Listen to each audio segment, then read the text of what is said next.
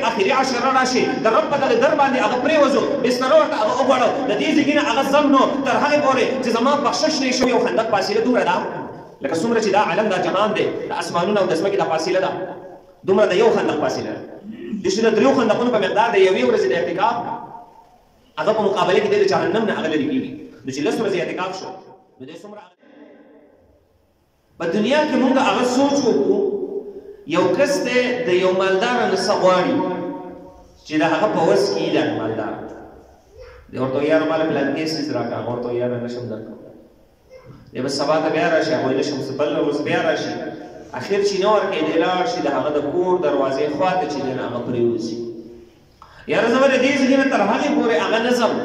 تر څو چې دا زما کار کړی دی تر څو چې دا ماته پلانکي نوکرۍ نه یې راکړي پیسې دې نه راکړي زما یو ضرورت دې نه پوره کړی زه به له دې ځای نه هغه په اسانه نه زما دا ضرورت چې تر څو پوره شوی دی زه به په دې دروازه پروت یم شپه ورځي کله چې یوه ورځ تېره شي دوه ورځې تېرې شي درې ورځې تېرې شي اخر د دغه سړي زړه هم نرم شي چې یاره دا عجز باران نه ګوري غرمه نه ګوري یخني ګرمي نه ګوري د خوراک څښاک فکر ورسره نشتي د خوب فکر ورسره نشته دی راغلی دی دلته چې دی نه هغه بې اسرې پروت دی یاره راشه د ده دا کار چې دی نه هغه وکړه دومره خلکو له کارونه کوم راشه د ده دا پکې وکړه دا خو راغلی زما په دروازه او په در باندې چې دی نه هغه پروت دی د ده دا کار خو له ټولو نه مخکې چې دی نه هغه کول پکار دی دقه رنګې دا 10 ورځې د رمضان تېرې شي مونږ بخشش غواړو د الله رب العزت نه ای الله مونږ وبخې ای الله زمونږ لوی واړه پټ ښکاره ټول ګناهونه هغه معاف کړې ای الله مونږ ګناهګار یو زمونږ هغه بخشش نصیب کې مونږ اعمال کو مونږ بار بار د رب در ته چې دی نه هغه راځو بیا چې دی نه هغه کور ته ځو بیا دلته سجده ږدو بیا چې دی نه هغه کور ته ځو بار بار راځو لیکن اخري عشره راشي د رب په دغه در باندې هغه پرېوځو بستر ورته هغه وغواړو د دې ځای نه هغه ځم نو تر هغې پورې چې زما بخشش نه شوی زما دقه یو کار دی چې زما بخښنه نصیب شي ما ته جنت چې دی نه هغه میلاو شي زه د جهنم نه هغه خلاص شم ای ربه ستا در ته چې دی نه هغه راغلی یم زه دلته له پاسېدو واله نه یم تر څو چې زما بخشش نه شوی ستا په دغه دروازه باندې به هغه پروت یم نه چې دی نو د کور پروا شته نه د غمخانې پروا شته دی نه چې دی نو بهر د رشته دارو او د دوستانو پروا شته دی نه دلته د خوراک پروا شته دی نه د ګرمۍ او د یخنۍ پروا شته دی ستا در ته چې دی نو هغه راغلی یم دلته پرېوتی یم زما بخشش چې دی نو هغه نصیب چې هر کله د دنیا یو کس په ورځ پکې د هغه سره نرم شي او هغه د یو کس کار کوي نو الله رب العزت خو په بنده باندې ډېر زیات مهربانه ذات دی هغه به څنګه د دغه کس بخشش نه نصیب کوي چې د هغه درد هغه راغلی پرېوت کوي د دې وجې نه د اعتکاف په بیان باره کې ابن عباس رضی الله عنه د نبي علیه السلام حدیث نقل کوي المعتکف هو یعتکف الذنوب اعتکاف کوونکی دی په اصل کې د خپلو ګناهونو نه اعتکاف کوي بهر انسان ته ډېر د ګناهونو اسباب مهیا کېږي خو چې کله دننه دی راوننوتو دته هغه اسباب نه مهیا کېږي لکه مثال کې طور پر یو سړی دی د هغه سترګې بینا دي بهر ګرځي دی پردۍ زنانه سیږي نو بدنظري کېږي دی ګناهګاري خو چې یو سړی ړوند دی هغه خو د سره بدنظري نه کوي هغه خو نظر د سره غلط استعمالېږي نو ولې نظر کار نه کوي خو دته به دې ثواب نه میلاوي ځکه د دې کې د دې اختیار نشته خو کله چې اعتکاف کوونکی جومات ته راغی دی په خپل اختیار سره راغی د ده نظر اوس غلط نه استعمالېږي ځکه هلته کې هغه اسباب نشته دی په جومات کې څوک زنانه نشته دی چې دی ورته وګوري او غلط نظر استعمال شي څنګه چې ړوند د هغه نه هغه اسباب ختم شوي دي دقه شان د معتکف نه اسباب ختم شول خو هلته ړوند ته ثواب نه میلاوي دته میلاویږي ځکه دی په خپل اختیار ناست دی دلته او ړوند خو په خپل اختیار نو کس غوږونو باندې کوڼ دی دی ګانې بجانې نشي اورېدلی دی غیبت نشي اورېدلی دی دروغ نشي اورېدلی دی چغلي نشي اورېدلی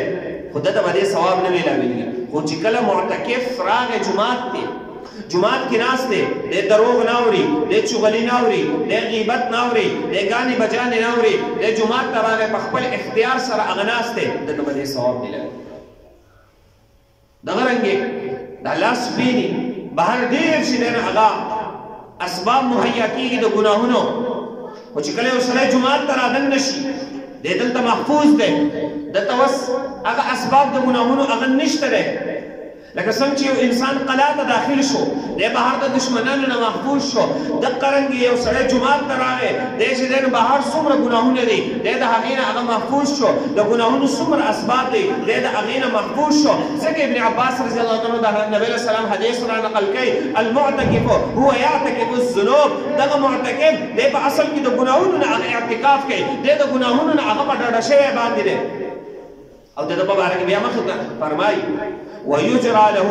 من الحسنات كما عامل الحسنات كعامل الحسنات د دل لپاره هغه نیکی جاری کیږي څنګه چې بهر یو سړی هغه نیکی کوي ګوره په خبرې دي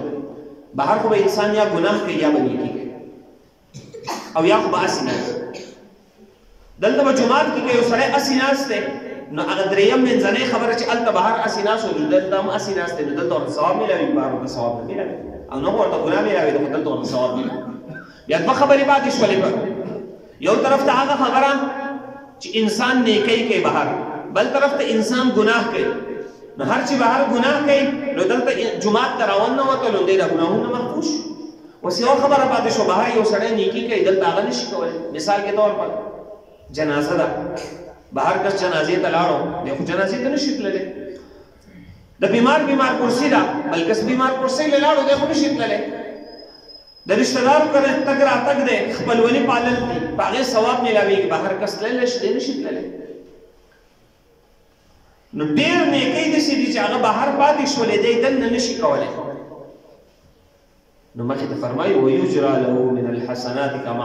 كعامل الحسنات د ده لپاره هغه نیکۍ جاري وي کوم چې بهر کوونکی کوي کم چې بهر یو انسان کم کار کوي او هغه ته نیکۍ میلاویږي دغه رنګې دته په مفت کې هغه نیکۍ میلاویږي اگر که کار دی هغه نه کوي جنازې له دی نه دی تللی دته د جنازې ثواب میلاوي دی نه بیمار کرسۍ له لا نه خو دته ثواب میلاوي نو بهر یو سړی نیکي کوي دته په مفتو کې ثواب میلاویږي نو درې فضیلتونه د ده لپاره بهر یو سړی اسې ناست دی نه نیک کار کوي نه ګناه کوي هغه ته به هېڅ نه میلاویږي دته به ثواب میلاویږي ځکه به جومات کې ناست دی او اعتکاف د ده خوب هر څه په ثواب کې یو سړی ګناه کوي بهر دی محفوظ دی د ګناه نه دلته د ده ثوابونه سټارټ یو سړی بهر نیکي کوي دی نشي کولی دته په مفت کې ثواب میلاویږي نو څومره لوی فضیلت شو لس ورځې دا لس ورځې بهر هم زموږ تېرېږي څومره عمرونه به زموږ شوي د چا 10 کاله د چا 20 کاله 50 شپېته کاله هغه به تېر شوي په هر کال کې به دغه 10 ورځې راغلي هغه به زموږ تېرې شوي خو چې چا دغه خپل 10 ورځې هغه قیمتي کړې هغه ته به بیا په آخرت کې هغه پته ولګېږي چې زما هغه 10 ورځې څومره قیمتي وي هغه 10 ورځې خو هسې هم تېرې شوي دي دا دومره عمر تېر شو هغه 10 ورځې به کوم تېرې شوی دي خو کومې 10 ورځې چې ما په جومات کې په اعتکاف کې هغه تېرې کړې وي هغه څومره قیمتي شوی دي نو چې کله مونږ نه یې تېرې کړې او کوم چې تېرې کړې هغو ته کوم ثوابونه میلاوي مونږ ورته داسې لاس وروړو چې کاش ما چې دی هغه هم 10 ورځې اعتکاف کړی وی نن ما ته هم ثوابونه میلاو شوی لکه څنګه چې رزلټ راشي د یو کس نمبر یې ډېر وي د بل هغه کې بیا وایي کاش ما لږ کار ډېر کړی وی ما ته به هم لږ نمبر یې ډېرې میلاو شو دغه رنګې ارمان به کوي اگر که جنت ته هم لاړ شي کاش چې ما هم دغه اعتکاف ته 10 ورځې تېرې کړې وی دې پلانکي ته چې دا کوم ثواب میلاو شي دا ما ته هم میلاو شي عبدالله ابن عباس رضی الله عنه په اعتکاف کې ناست دی یو ورځ په دې کې یو کس راغی ابن عباس رضی الله عنه ته ډېر فریاد وکړ فریاد ورته وکړ په ما باندې د یو کس څه حاجت دی د حاجت هغه تفصیل خو حدیث کې نشته غالبا یا د قرضې و یا بل څه ضرورت به و په ما باندې یو سړي حاجت دی یو ذمواري ده او هغه زه نشم پوره کولی زه د هغې نه عاجزه یم ابن عباس رضی الله تعالی عنه پاسېد اعتکاف کې ناست و پاسېد و روان شو د هغه سره یو کس ورته یې حضرت تاسو ته پته نشته تاسو په اعتکاف کې تاسو بهر ته ولاړئ ابن عباس رضی الله عنه په ژړا شو چونکې مسجد نبوي کې پیوس د نبی علیه السلام روضه مبارکه ده په ژړا شو او د نبی علیه السلام روضې مبارک ته اشاره وکړله ما د دې صاحب قبر نه اورېدلي دي وایي ژړل نبی علیه السلام ورته رایږ شو وایي ژړل ما د دې نه اورېدلي دي چې څوک د یو مسلمان په حاجت کې هغه روان شي، چې څوک د یو مسلمان په حاجت کې هغه روان شي، الله پاک په دته د لسو کالو هغه د اعتکاف ثواب ورکړي غالبا. او د یو اعتکاف ثواب، د یوې ورځې د اعتکاف ثواب دومره دی چې د دې په وجه باندې انسان د جهنم نه د 3 خندقونو په فاصله باندې هغه لري کیږي. او د 3 خندقونو د یو خندق فاصله دومره ده لکه څومره چې دا عالم دا جهان دی، د اسمانونو او د ځمکې دا فاصله ده دومره د یو خندق فاصله ده. د شي د 3 خندقونو په مقدار د یوې ورځې د اعتکاف هغه په مقابله کې د جهنم نه هغه لري کیږي. نو چې 10 ورځې اعتکاف شو نو د څومره هغه لري شو، 30 خندقونه د جهنم نه هغه لري شو. هلته خو هغه یو کس خدمت کو د هغې لپاره ووتلو او بیا به قضا راګرځېدلو، خو د خدمت هغه فضیلت بیا دومره ذکر کو چې د دې ثواب د اعتکاف نه هغه هم زیات دی. نن سبا خو هر سړی وایي یاره زما پکې څه پیدا راغی، زه د دې پلانکي کار کوم زما پکې څه پیدا راغی، زه د دې پلانکي خدمت وکړم زما پکې څه پیدا راغی، زه دې پلانکي له قرضه ورکړم زما پکې څه پیدا راغی. نو موږ دغې ته ګورو دنیا کې. والد ابن عباس هم پسې اعتکاف ماتوي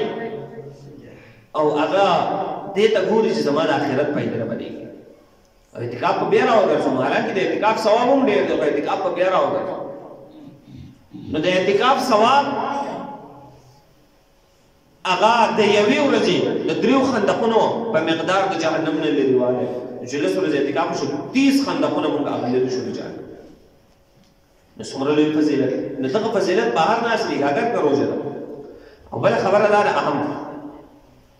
د اعتکاف اصل کې دی د لیلة القدر لپاره. او په کور کې د لیلة القدر حصول هغه شان نه کېږي څنګه چې په جومات کې کېږي. چې په جومات کې یو سړی ناست دی باید عبادت کوي، او که دی اوده هم دی خو د ده جومات کې دا ناسته د ده لپاره هغه عبادت دی یا ایسارېدل د اعتکاف. نو په دغه اعتکاف کې د لیلة القدر حصول هغه ډېر زیات اسان وي چې د هغې فضیلتونه انشاءالله آینده جمعه به هغه ذکر. نو د لیلة القدر د حصول دپاره اصل کې دغه اعتکاف چې دی نو هغه کېږي، بیا د دې فضیلتونه هغه هم راغلي.